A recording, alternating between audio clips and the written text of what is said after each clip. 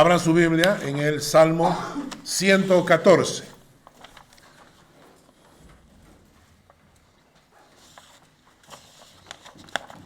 La semana pasada estudiamos el 113, no lo terminamos, pero hoy día vamos a empezar directamente con el Salmo 114. La semana pasada hablamos del Salmo 113, donde se nos hablaba acerca del nombre de Dios, ¿no? Yo toda esta semana me he estado levantando y he estado invocando el nombre de Dios. Invocando el nombre de Dios en mi casa, invocando el nombre de Dios en la vida de mis hijos, de mis amigos, de mis familiares, invocando que su presencia esté ahí, ¿no? Ahora entramos al Salmo 114 y vamos a leerlo. Vamos a leerlo, el Salmo 114.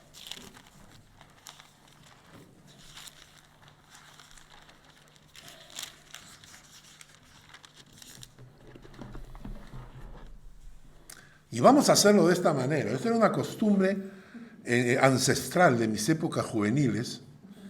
Yo recuerdo haber escuchado esta modalidad de lectura bíblica en la iglesia. Y era la ¿cómo se llama? No es altisonante, es alternado. Yo voy a leer un versículo y toda la iglesia lee el siguiente versículo. ¿Ya? Todos tienen Reina Valera, ¿no? Muy bien. Dice así. Salmo 114. Cuando salió Israel de Egipto, la casa de Jacob del pueblo extranjero, ustedes,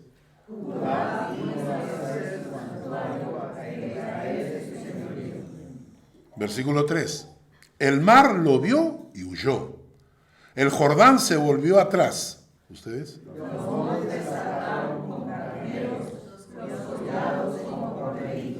versículo 5.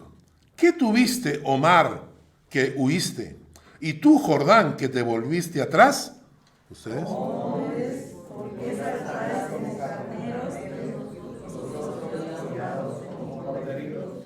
Versículo 7. A la presencia de Jehová tiembla la tierra, a la presencia del Dios de Jacob.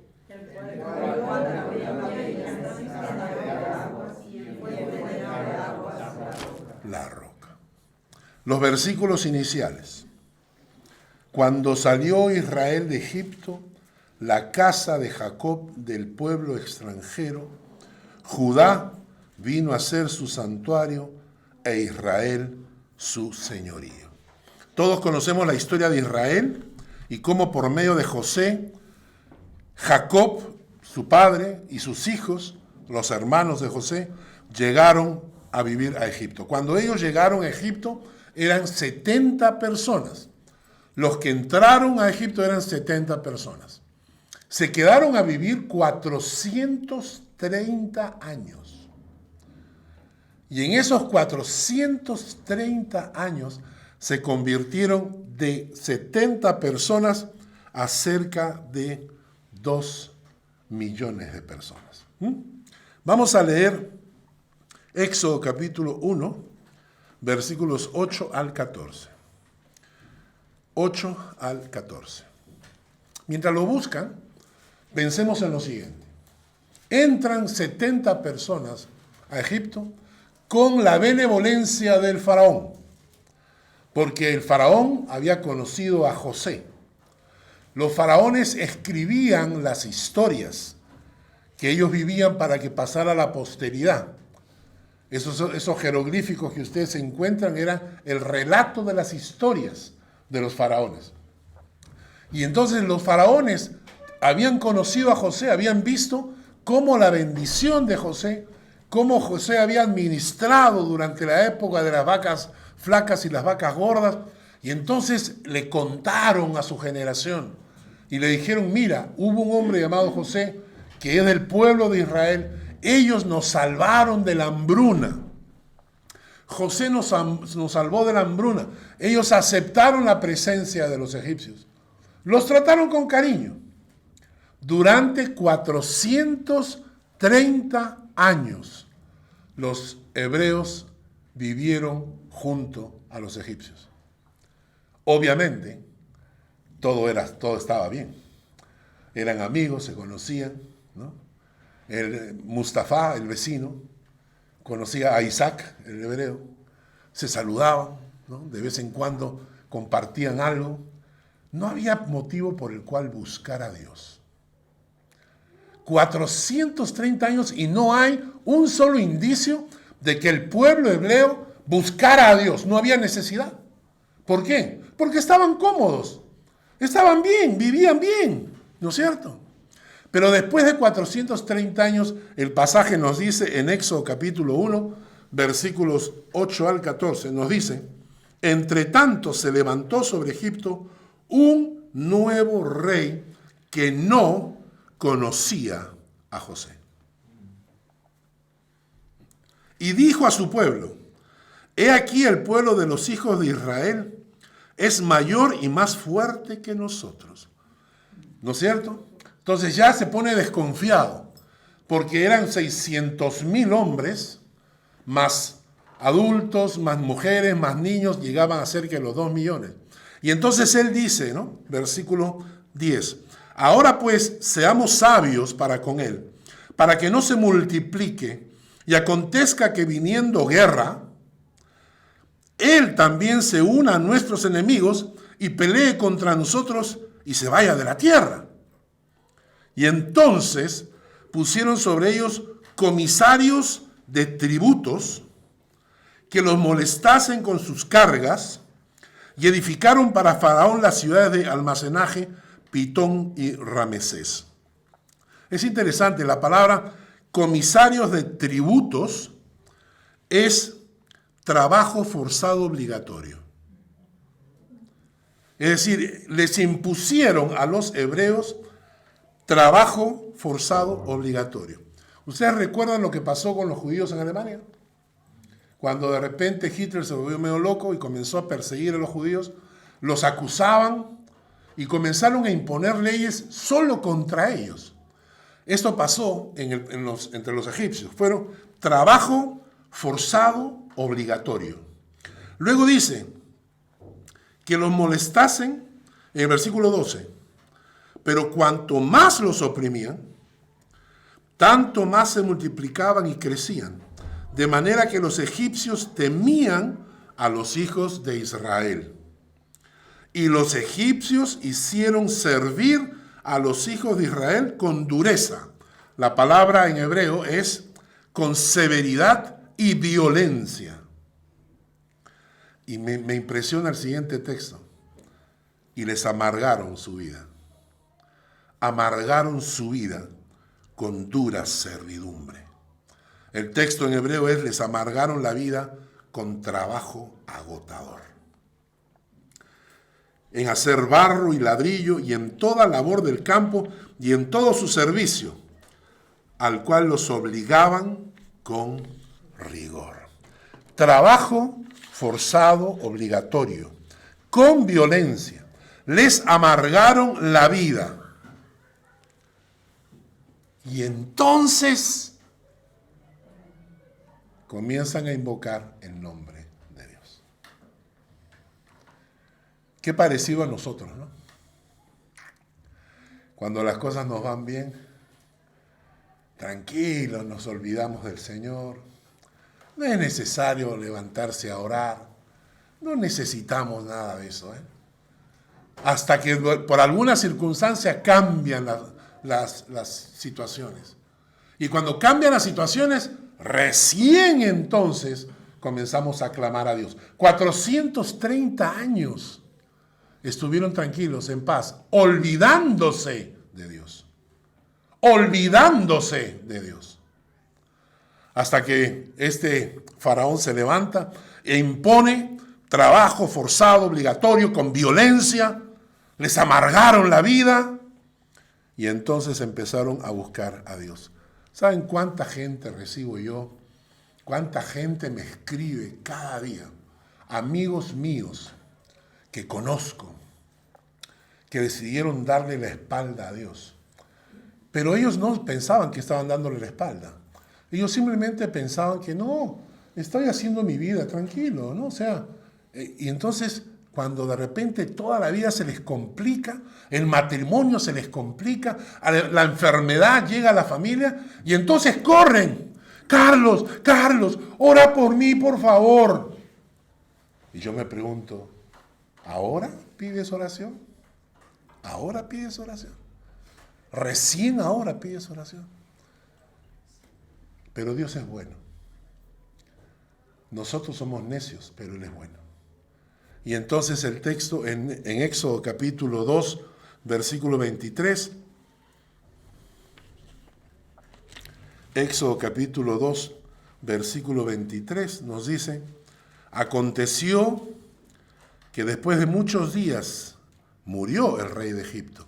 Es decir, ellos sufrieron el trabajo forzado, obligatorio, con violencia y la vida amargada por este faraón durante un tiempo, hasta que murió el faraón. Es decir, a veces pensamos que Dios es como el café instantáneo. ¿Ah? ¿No es cierto? Pensamos que toda la vida cristiana es café instantáneo. Es decir, agarras una cucharita, lo metes en olla y tienes café para tomar. En la época de mi abuela, yo me acuerdo que había una cosa así, de un vidrio que tenía una tela, y mi abuela ponía el café que pasaba gota a gota. Y cada rato que alguien pasaba por ahí, echaba un poquito de agua caliente, y eso iba goteando. Y ese café era pero consistente, ¿no? El de ahora no sirve para nada, pero la gente lo hacía así, ¿no? Ahora te dan unas capsulitas, ¿no? Entonces nosotros pensamos que la fe es igual, que el cristianismo es igual, que Dios es igual. Y que en el momento en que nosotros decimos, ¡ay, Señor, perdóname, Señor, ayúdame, Señor!, Dios inmediatamente tiene que responder, porque es tu sirviente. Porque es el que te concede todas tus peticiones. Y si no te las concede, ¡ah, caramba! ¡Ah, caramba! Ponte bien, ¿ah? Ponte bien porque ahorita me voy a emborrachar. Te aviso, ¿ah? Te aviso. Te aviso que si no, dejo de venir a la iglesia, te aviso, ¿ah? Así como que Dios tiembla. Ay, pobrecito. El cielo va a temblar porque tú dejes de obedecer la palabra. Entonces hubo un tiempo en que se demoró. Pero después, cuando muere el faraón, dice el texto bíblico, aconteció que después de muchos días murió el rey de Egipto. Y los hijos de Israel gemían a causa de la servidumbre. Y clamaron. Y subió a Dios el clamor de ellos. Subió a Dios el clamor de ellos. En el versículo 24 dice: y oyó Dios el gemido de ellos, y se acordó de su pacto con Abraham, Isaac y Jacob. Y miró Dios a los hijos de Israel, y dice, y los reconoció Dios. Esta palabra me llama la atención. Y los reconoció Dios. Porque ¿sabes qué me hace recordar? ¿Aló? Carlos. ¿Quién? ¿Quién habla? Pedro. ¿Qué Pedro? Pedro Roncal. Pedro, hermano, hace 25 años que no hablamos. Sí, oye, te llamaba para pedirte un favor. Suena, ¿no? Y entonces me llamó la atención que dice que nos reconoció. Es como dice, ¿quién está orando? Y entonces Gabriel le dice, tu pueblo está clamando. ¿Qué pueblo? Tu pueblo, el pueblo hebreo. Ah, se acordaron de mí. Los reconoce. Qué vergüenza, ¿no? Y entonces Dios en su bondad actúa y responde. Porque a pesar que seamos necios, Dios nos sigue amando. Y nosotros los que somos padres sabemos lo que significa cuando a veces un hijo hace algo que no está bien. Y a veces nos duele, pero no importa porque sigue siendo nuestro hijo y vamos a responder. Sigamos con el Salmo 114, en el versículo más adelante dice, leamos del versículo 1 otra vez hasta el versículo 4.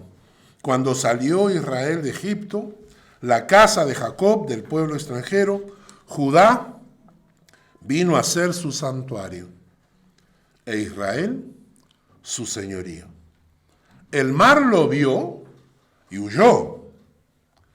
Todos conocemos la historia del Mar Rojo que se abre cuando los egipcios vienen arrepentidos de que el pueblo hebreo había salido. Entonces ellos claman y le dicen a Moisés, para esto nos ha sacado, para que nos maten acá. Y entonces Moisés habla con Dios, Dios abre el mar, ellos cruzan el mar, dice, por tierra seca, ¿no?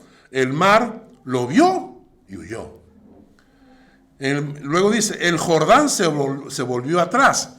Cuando ellos iban a cruzar la tierra prometida, entonces dice que cuando pusieron un pie en el agua, se produjo un embalse de agua para que el río se secara y ellos pudiesen pasar, esos 2 millones de personas pudiesen pasar hacia la tierra prometida. El Jordán se volvió atrás, dice. Versículo 4, los montes saltaron como carneros, los collados como corderitos. Dice la Biblia que la tierra tembló y se estremeció cuando Dios descendió al Sinaí para dar su ley. El versículo 8. El versículo 8 dice, el cual cambió la peña en estanque de aguas y en fuente de aguas la roca.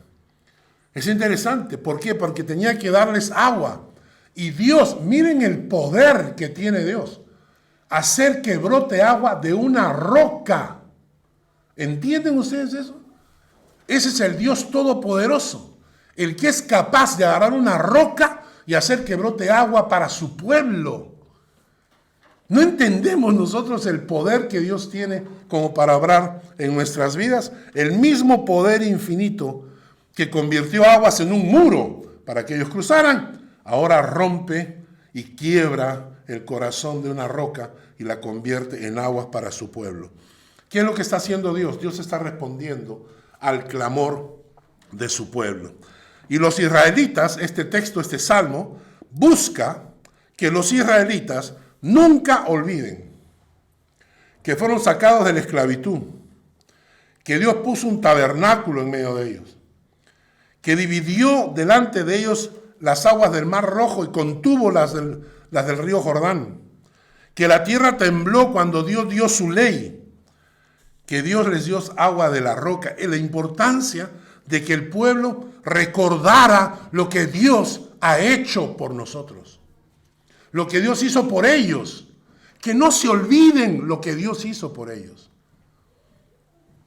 Y a veces, hermanos, nos olvidamos. Nunca olvides las maravillas que Dios ha hecho en tu vida. Mi nuera me enseñó, me dio un tip una vez que me parece genial. Compré una botella, estas botellas que venden en el Migros, las grandes, que tienen una tapa que jalas y se abren y luego la cierras, hermética, y me dijo, por cada bendición de Dios, escríbela en un papel y métela. Y a fin de año, agarras tu botella, la vacías y lees todos tus papelitos. Y te vas a acordar de tantas bendiciones de las cuales te has olvidado. Háganlo, ¿no es cierto? Muy bien. Entonces la idea del Salmo era que el pueblo no se olvidara de lo que Dios había hecho por ellos. Pero, aquí viene el punto. Salmo 114. Ahora el salmista hace una pregunta. En el versículo 5 al versículo 7. Vamos a leer. ¿Qué tuviste, oh mar, que huiste? O sea, ¿qué pasó contigo, mar, que abriste para que el pueblo de Dios cruzara? Y tú, Jordán, te volviste atrás. ¿Qué pasó contigo, Jordán, río Jordán, que hiciste un embalse para que el pueblo de Dios cruzara? Versículo 6. Oh montes, ¿Por qué saltaron como carneros? Y vosotros collados como corderitos cuando Dios descendió trayendo su ley. ¿Por qué el mar? ¿Por qué el río Jordán? ¿Por qué los montes actuaron de esta manera? Hace la pregunta el salmista y contesta el versículo 7. Léanlo fuerte. La presencia de Jehová tiembla la tierra, la presencia de Dios de Jacob. ¿Cuál es la respuesta? La presencia de Dios. El salmista pregunta, ¿qué es lo que hizo la diferencia? ¿Qué es lo que hace que el mar se abra en dos? ¿Qué es lo que hace que la tierra tiemble? ¿Qué es lo que hace que el río Jordán se embalse? ¿Qué es lo que hace que la naturaleza se sujete para el pueblo hebreo, para que el pueblo hebreo pueda ser rescatado por Dios? ¿Qué es lo que hace que la naturaleza apoye el rescate de Dios?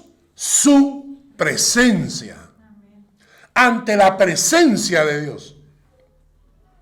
Ante la presencia de Dios tiemblan los montes. Ante la presencia de Dios tiembla el mar.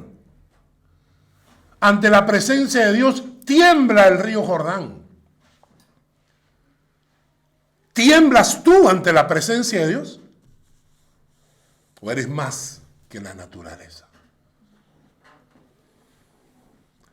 ¿Sabes que hasta los diablos tiemblan? Dice que ellos creen, pero también tiemblan. Si tú no tiemblas ante la presencia de Dios, hay algo en tu corazón que no está bien. Me impresionó esta parte. La respuesta es la presencia de Dios. Y en su presencia, y escúchenme bien porque este es el secreto para nuestras vidas, es su presencia lo que hará la diferencia en tu vida. Es su presencia lo que hará la diferencia en tu vida. Cuando Moisés estaba en pleno trabajo, digamos así, trato con Dios, vamos a Éxodo 33. Éxodo 33.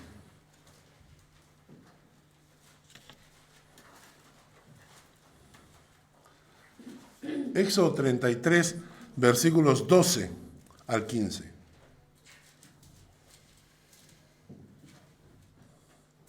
Moisés está hablando con Dios.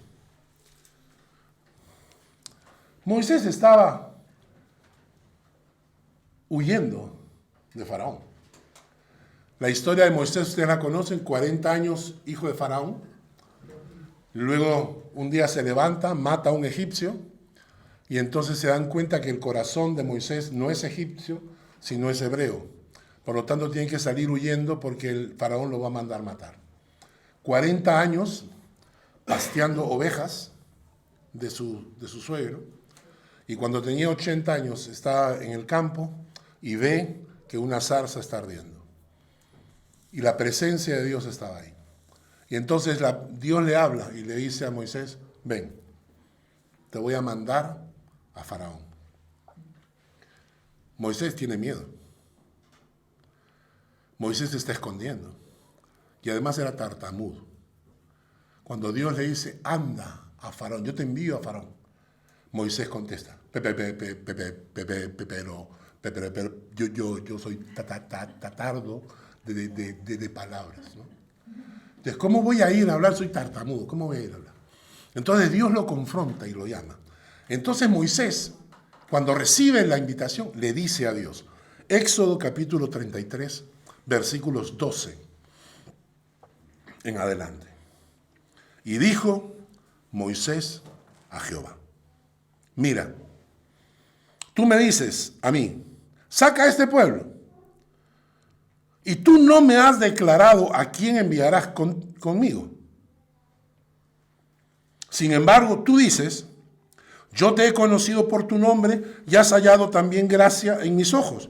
Ahora pues, si he hallado gracia en tus ojos, te ruego que me muestres ahora tu camino para que te conozca y halle gracia en tus ojos, y mira que esta gente es pueblo tuyo. Es interesante porque Moisés es un poquito, no sé, ¿no? O sea, soberbio en su conversación, ¿no? Mira, tú me has llamado, yo no me he presentado, yo no presento mi solicitud, mi Lebenslauf, nada de eso. Yo estoy acá porque tú me has llamado. Tú me has dicho que vaya, ¿no es cierto? Entonces, me imagino las palabras. Tú me dices a mí, saca a este pueblo. Sí, claro, recontra fácil es, archi fácil eso. Tú me has dicho, saca a este pueblo, pero no me has declarado a quién enviarás conmigo. Sin embargo, tú dices, yo te he conocido por tu nombre y has hallado también gracia en mis ojos. Ahora pues, dice Moisés, si he hallado gracia ante tus ojos, te ruego que me muestres tu camino. Enséñame el camino, ¿no? O sea, lo que le pedimos nosotros a Dios. Señor, enséñame el camino, ¿qué va a pasar? Muéstrame, ¿no? Entonces, Moisés, ¿qué está esperando? Que Dios le diga, mira, lo que va a pasar es lo siguiente. Vas a ir donde Faraón te va a decir esto, tú le vas a decir que no, mandamos una plaga, no pasa nada, regresas, ¿no? Entonces, después te voy a sacar, te llevo por el Jordán. O sea, muéstrame el camino, ¿no? Y la respuesta de Dios es lo interesante. Versículo 14. Mi presencia irá contigo y te daré descanso.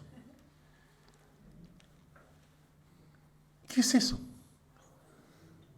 ¿Dónde está el camino que Moisés quería saber? El camino que él quería conocer, ¿no? Y entonces la respuesta de Dios, mi presencia irá contigo. No voy a mandar a nadie más. Porque Moisés pregunta, ¿a quién enviarás conmigo? Y Dios le contesta, no voy a enviar a nadie. Mi presencia irá contigo. ¿Y sabes qué? No solamente mi presencia irá contigo, sino que te daré descanso. Me hizo recordar a mi madre cuando vivía. Mi mamita decía, yo soy una maleta. A mí mi hijo me lleva por donde él quiere. Y yo decía, mami, ¿qué cosa? Prepárate porque nos vamos de viaje, nos vamos de vacaciones, vamos a España. ¿Cuándo? El lunes. Y ya está.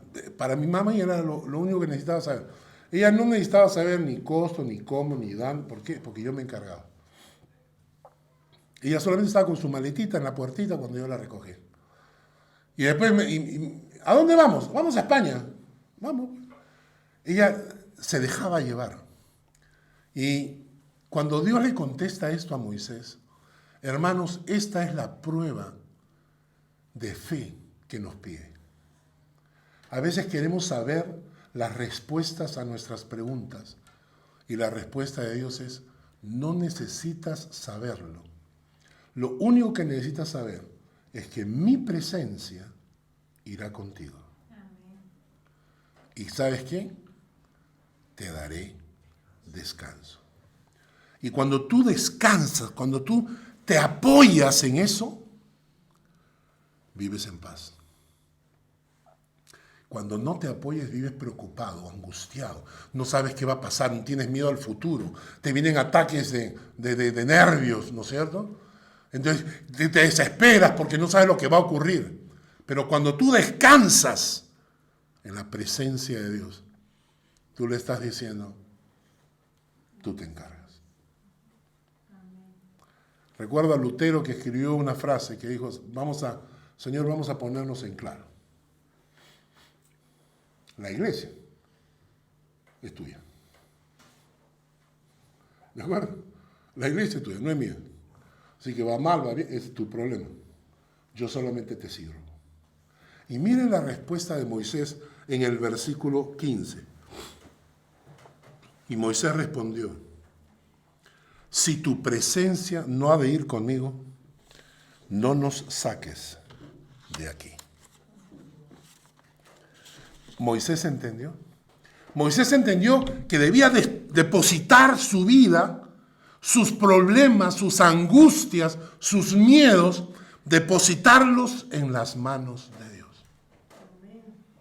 Y descansar en la presencia de Dios. Y nosotros es tan difícil a veces porque estamos acostumbrados a desconfiar. Estamos acostumbrados por las malas cosas que nos ha pasado en la vida, que estamos acostumbrados a desconfiar. Pero cuando Dios te dice, descansa, pon en mis manos tu futuro, mi presencia irá contigo y mi presencia te dará descanso. Y todos tenemos preguntas sobre el futuro. ¿Qué pasará cuando nos jubilemos los que llegamos tarde a Suiza? ¿De qué vamos a vivir? Nuestra pensión va a ser así. ¿Qué haremos? Y si no tengo marido, ¿qué voy a hacer cuando llegue a vieja? Y si se murió mi mujer, ¿qué voy a hacer yo viudo, solo? Y si mi mamá no está, ¿quién me...? Y todas esas preguntas, y si me botan del trabajo, y si lo pierdo el trabajo, y todas esas preguntas que causan angustia y causan temor, se responden cuando tú dices, tu presencia irá conmigo y me darás descanso. Pero para que eso ocurra, debes confiar. Debes depositar tu vida en sus manos, pero de verdad. Yo les conté una historia que ayer la estaba repasando. Me pareció genial. Un alpinista se fue a los Alpes, escaló. Como buen alpinista fue poniendo seguros en el camino. Cuando estaba casi para llegar a la cumbre se resbala. Era de noche, no había luna, no había nada, no se veía nada. El hombre cae, ¿no? Pero gracias a Dios queda colgado de la soga. Pero a una temperatura de menos 14 grados. Él, creyente, comienza a clamar a Dios y le dice, Señor, ayúdame, si no voy a morir congelado. E inmediatamente Dios contestó. Le dice, ¿crees en mí? Claro, Padre, claro que creo en ti. Ok, corta la soga. Dicen los rescatistas que al día siguiente encontraron un cuerpo congelado de un hombre en cuya mochila había una Biblia, congelado a 1,5 metros del piso. Si él hubiera obedecido a la voz de Dios y hubiera cortado, se hubiera salvado. Y nosotros somos así. Nosotros decimos creer en el Señor. Decimos confiar en el Señor. Pero ¿por qué tenemos tantas angustias o tantos miedos? Porque no nos soltamos en las manos de Dios. ¿Qué significa ese término presencia? Si tu presencia no va con nosotros. Y les voy a leer algunos textos. Dice, Dios le dice, yo lo voy a leer para hacerlo rápido. En Génesis 26:3 Dios le dice a Abraham, habita como forastero en esta tierra, estaré contigo y te bendeciré. A Moisés, capítulo 3, versículo 2 en Éxodo, él respondió, ve, porque yo estaré contigo. A Salomón, anímate, esfuérzate, manos a la obra, no temas ni desmayes, porque Jehová tu Dios, mi Dios, estará contigo, le dice David su padre. Isaías 41:10. No temas, yo estoy contigo. Y no desmayes, porque yo soy tu Dios, que te esfuerzo. Siempre te ayudaré y siempre te sustentaré con la diestra de mi justicia. ¿Qué parte de siempre no entendemos? Siempre te ayudaré y siempre te sustentaré con la diestra de mi justicia. La presencia de Dios significa que Dios va contigo. La presencia de Dios es lo que hace la diferencia en nuestras vidas. Y este es el secreto de los hombres de Dios. Este era el secreto de los hombres de Dios. Abraham escribe y dice, entonces él me respondió, Jehová, en cuya presencia he andado, le dice a su siervo para cuando va a buscar a la esposa de su hijo. Le dice, Jehová, en cuya presencia he andado, irá contigo.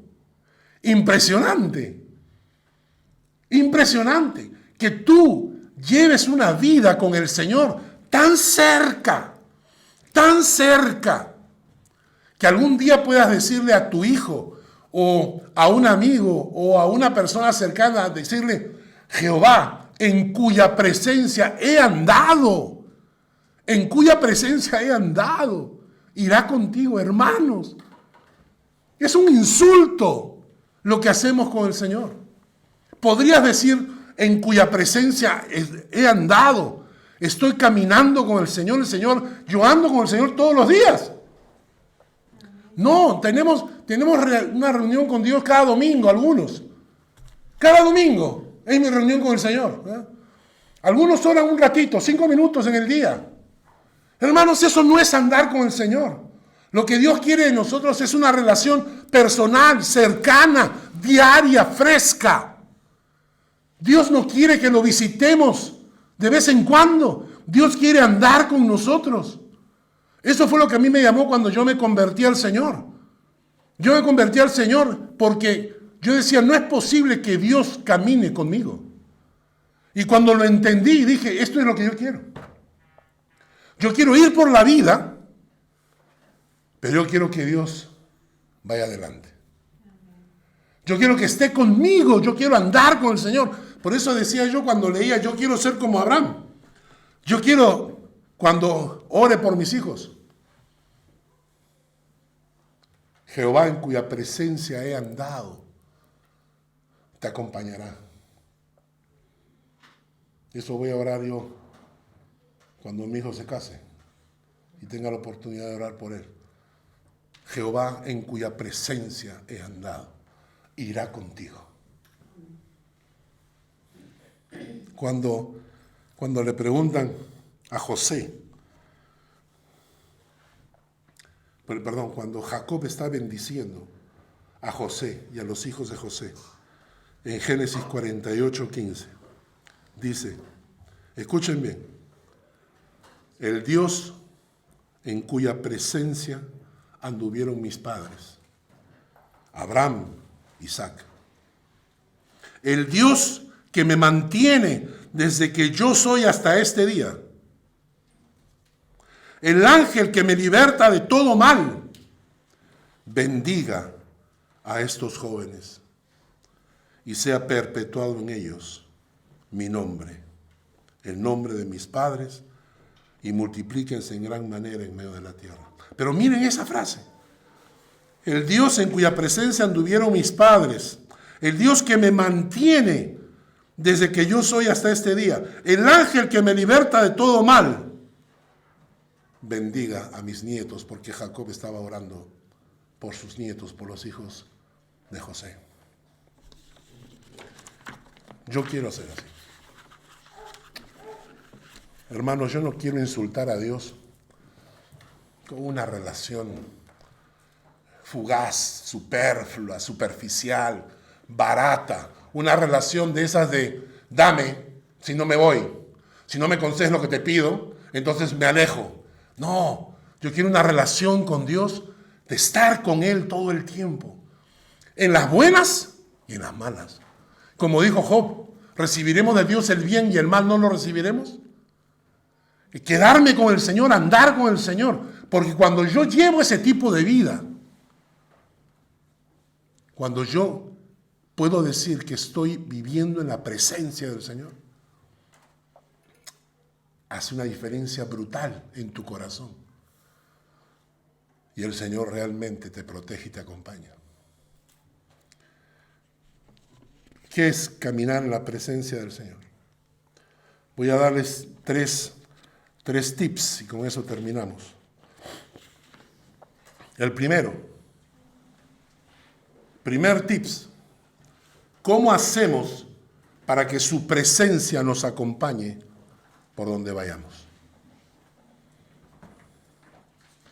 Primero, reserva un tiempo diario para entrar en su presencia. Hermanos, no se trata de orar, no se trata de leer un poquito la Biblia. Se trata de tener un tiempo a solas con el Señor en la cual entras a su presencia. Claro, la oración es uno de los medios, ¿no? El pasaje de Apocalipsis 8:4 dice: de la mano del ángel subió a la presencia de Dios el humo del incienso con las oraciones de los santos. Entonces no se trata simplemente de voy a tener un tiempo de oración, voy a leer un poco de la Biblia y ya. Eso es lo que hace mucha gente. Mucha gente dice, ya, espérate, antes de salir voy a leer un poquito un capítulo de la Biblia, ya, y ahora voy al Señor, ya está. Eso no es entrar en su presencia. Entrar en su presencia es dejar todo. Entra en su presencia. Claro que entras en su presencia en oración. Entra en su presencia con alabanza. Y el texto que me encanta de Lamentaciones: derrama como agua tu corazón ante la presencia del Señor.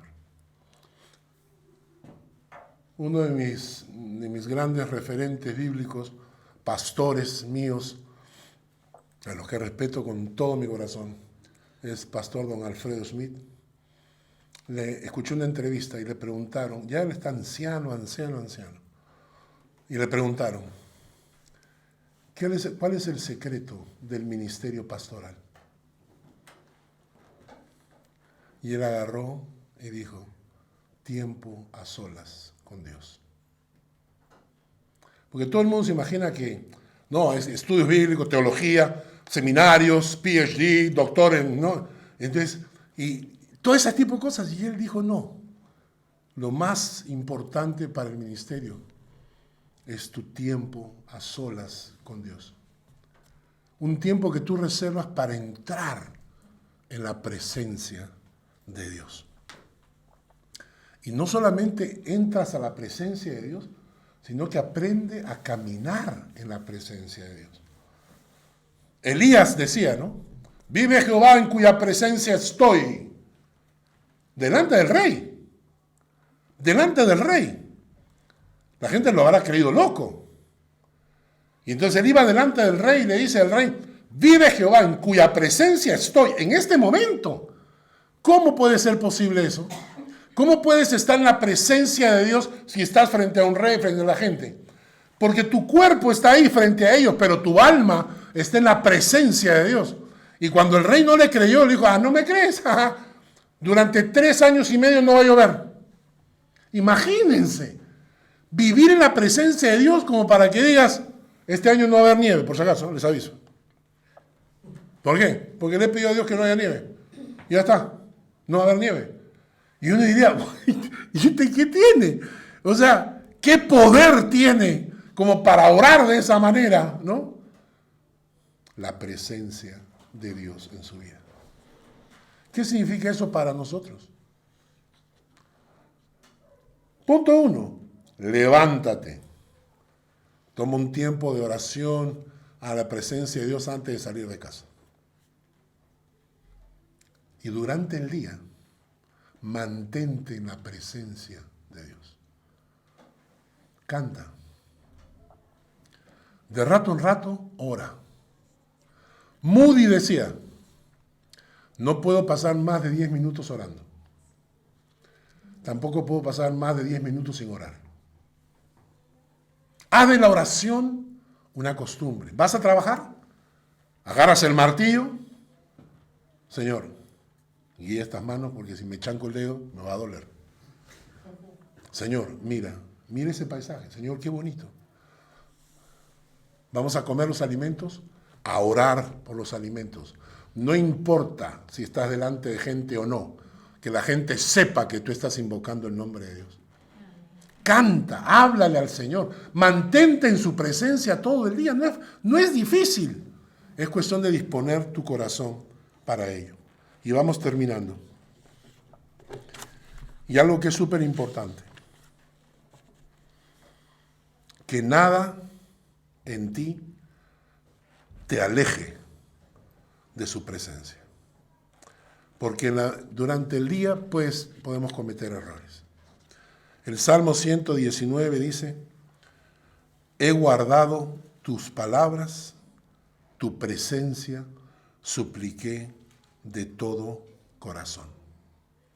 He guardado tus palabras, tu presencia supliqué. Nosotros cometemos muchos errores, a veces en el día, y a veces son involuntarios, ¿no es cierto?